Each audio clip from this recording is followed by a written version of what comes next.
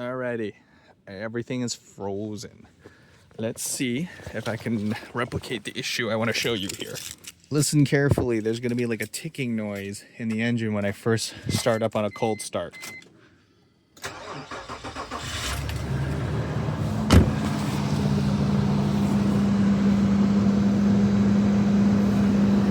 I don't know if the snow is insulating it.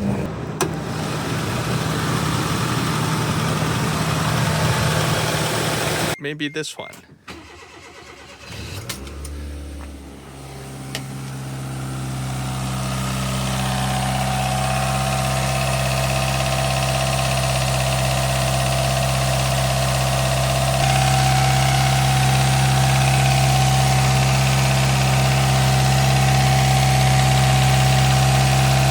Smoke coming out of the turbo too.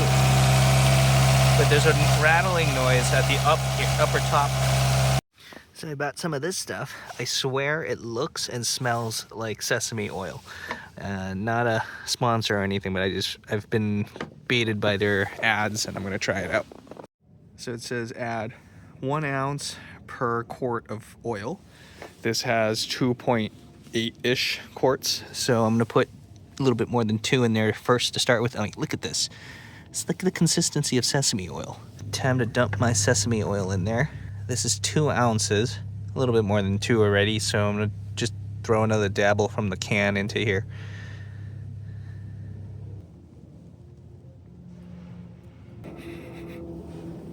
It smells like sesame oil. I'm over here at the store looking at my sesame oil choices. There's this one right here, Kadoya Pure Sesame Oil, Pure Sesame Oil. Look at that cap. That cap looks familiar. Doesn't that look like this?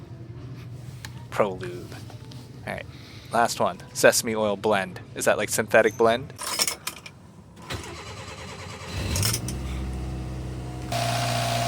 It is quieter, but it's not a real indication of that stuff working. I'm gonna test this in a few days. When this sits for a couple days or whatever, then it's just cold.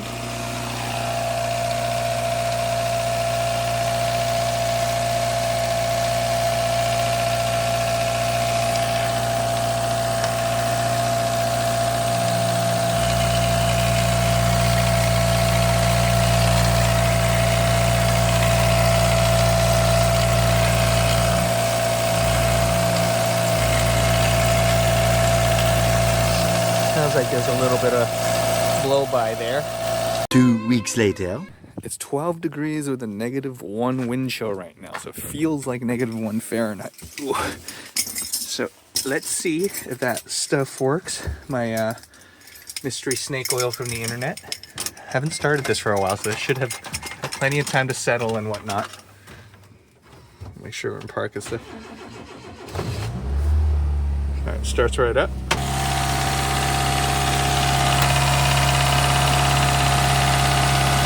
I know my turbo is smoking a little. I'm not sure why. I know smoke is coming out of the middle of it there. Not right now. It doesn't seem like anything, but that ticking is not here. Very interesting. Huh.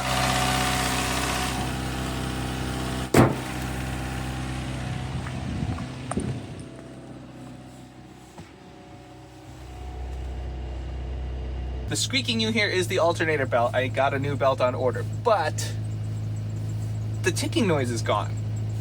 And this is a really cold start after the engine's been sitting for more than probably almost 2 weeks now.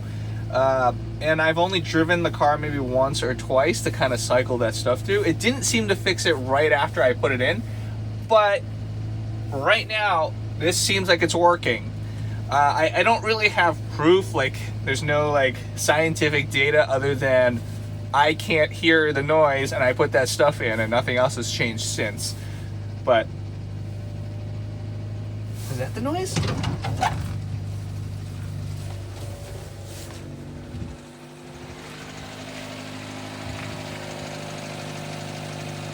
No, that's not the noise. So yeah, so I don't have any proof. There's no scientific data for me to back this.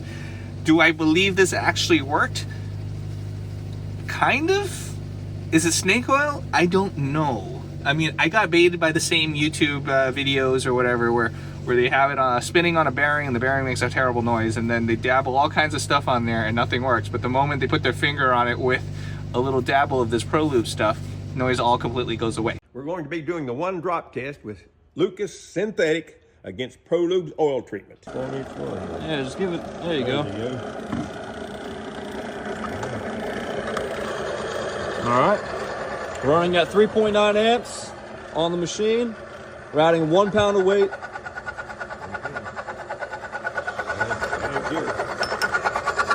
2 pounds, 3 pounds. Running at 4.6 amps. Put this one on slow.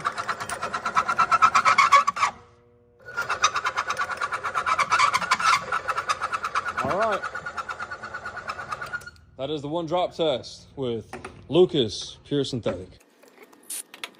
All right, this is the wear scar on the Timken bearing after running Lucas Pure Synthetic on the machine with about 1 to 2 drops.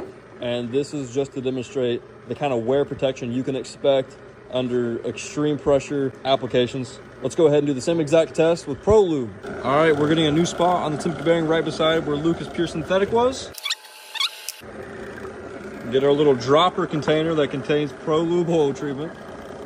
Put it on the machine. And then put a little bit on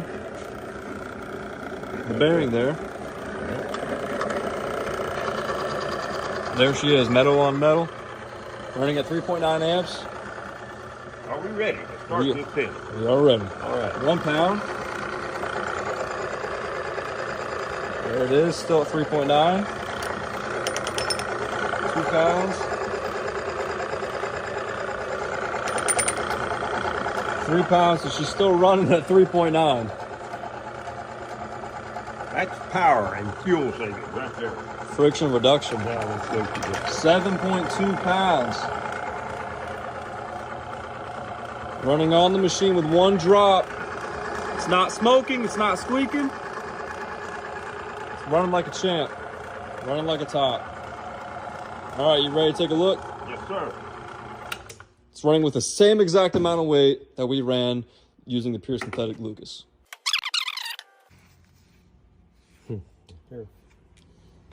All right, ladies and gentlemen, this is the difference between Prolube oil treatment right here in the middle that we just tested and Lucas Pure Synthetic Oil Stabilizer.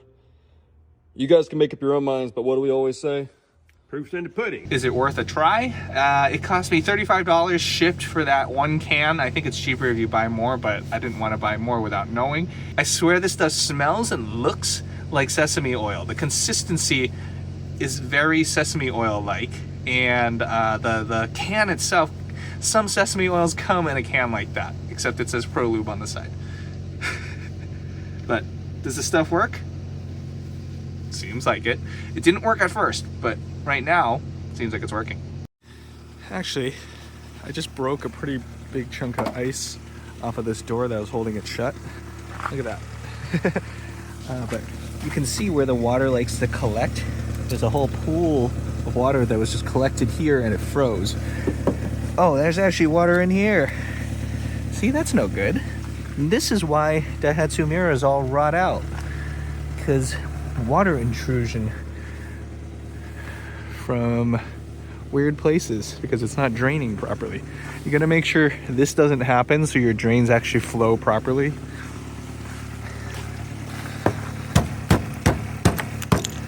Damn, it's solid.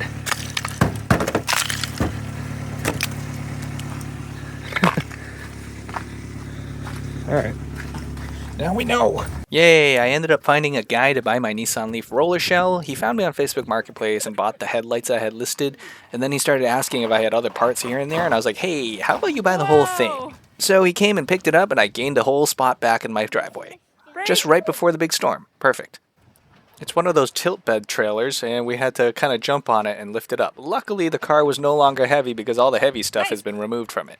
We were able to push it up forward more and it was ready to be further stripped apart somewhere else. These are the original halogen bulbs on a Daihatsu Mira walkthrough. You can see They're not too bright, they're not horrible, but you know, they're kind of dim.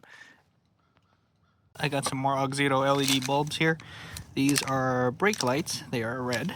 This one's supposed to be anti-fast flash resistor built-in turn signals. This thing's kind of big, but it has a little projector lens for the forward-facing ones. A little size comparison there. Size comparison of the brake one, it is a little smaller. And this is what they look like now. So this housing actually has no reflectors. I'm hoping those side LEDs actually work okay. Maybe I have to like spray this chrome or something. And then here, luckily that big bulb still fits behind where it's supposed to be. So let's put this cover back on. And there it is, working like it's supposed to. No fast flash. Look at that, huge difference. At least 3-4 times as bright.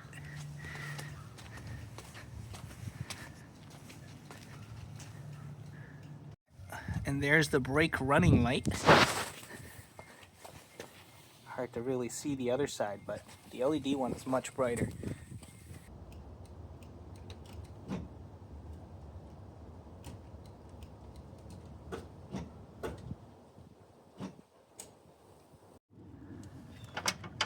So it turns out I actually had another latch, and this one's in much better shape than this one. It doesn't even have any of the rust and stuff on it. See how this plate is stuck outwards? And this is what it's supposed to look like. This plate is supposed to be flush with the back here, and thus engaging this part. In this one, it is pulling away inwards, so it doesn't work with the latch properly. To remove this, there are 3 bolts, 1, 2, 3. 1, 2, 3, and they look like they are 10 mils. Yes, they are. I think it's easier if I remove the bumper cover, but let's see if I can do it without. Quick condition check here. This one's seen better days. You can see where that latch is kind of going over where it's supposed to, so it's like this rivet failed or something. This one hopefully lasts a little bit longer. The new latch is in. Let's see. Moment of truth. Does this work?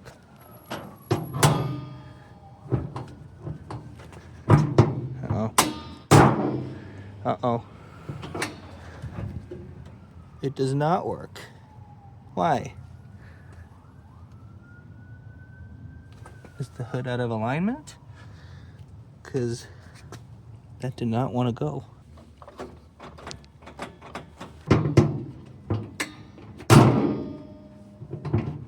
Got the same problem.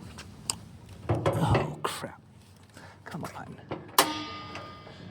Why? That's what's supposed to happen. Why isn't this going down? Something happened to this?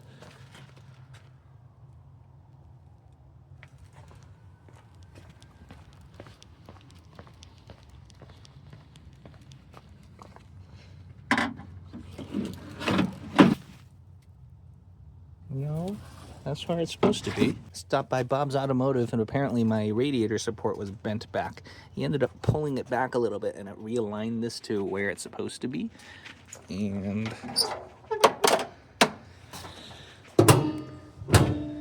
look at that. That's dumb. Now I gotta figure out why this is misaligned. See if I can adjust this a little bit. The hood is off to the left, so you can catch your finger here, but it's smooth over here.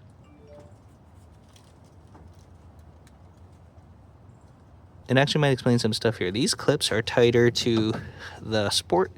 These are pulled further out. So I think I need to like yoink this outwards to kind of restore the front here. Huh.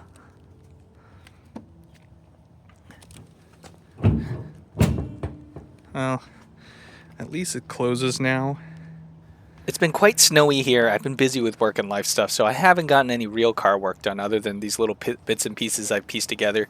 I have another port day coming up, actually three more, to bring some new stuff back home and a few things to work on when I can clear all the snow out and kind of just work on stuff. Subscribe for more and come back to see the next of my videos.